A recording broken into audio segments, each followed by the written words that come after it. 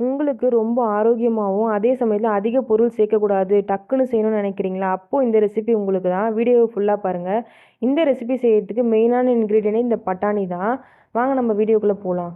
அதுக்கு முன்னாடி நீங்க இதுவரையும் நம்ம சேனல சப்ஸ்கிரைப் பண்ணலனா சப்ஸ்கிரைப் பண்ணிக்கோங்க. பெல் பட்டனையும் கிளிக் பண்ணிக்கோங்க. அப்பதான் இந்த மாரி ஹெல்த்தியான ரெசிபீஸ் உங்களுக்கு ரெகுலரா அப்டேட் ஆகும்.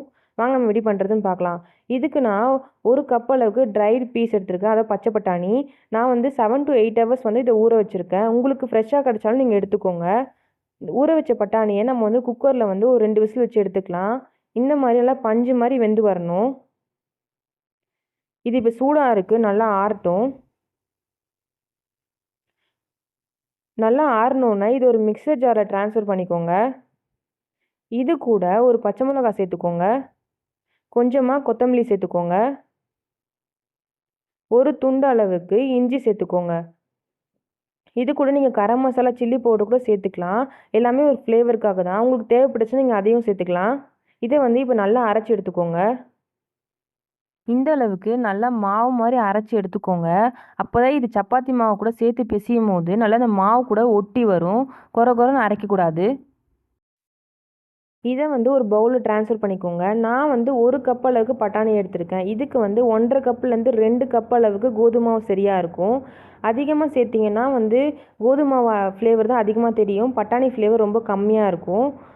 தேவையான அளவுக்கு உப்பு சேர்த்துக்கோங்க.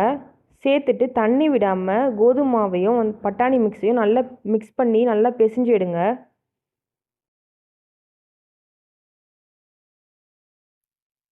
இந்த அளவுக்கு பெசஞ்சோன்னா தண்ணி விட்டு சப்பாத்தி மாவு அளவுக்கு பெசஞ்சுக்கோங்க. மேலே லைட்டா எண்ணெய் தடவிட்டு, இத வந்து ஒரு 1/2 அன் ஹவர் அளவுக்கு க்ளோஸ் பண்ணி வைங்க.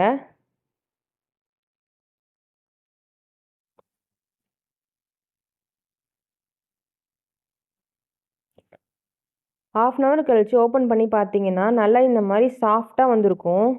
ப்ரெஸ் பண்ணி பார்த்தீங்கன்னா உங்களுக்கு தெரியும். கை எந்த அளவுக்கு உள்ள போகுது பாருங்க. நல்லா சாஃப்ட்டா இருக்கு. இத வந்து நம்ம இப்ப சப்பாத்தி மாரி தேய்ச்சு எடுத்துக்கலாம்.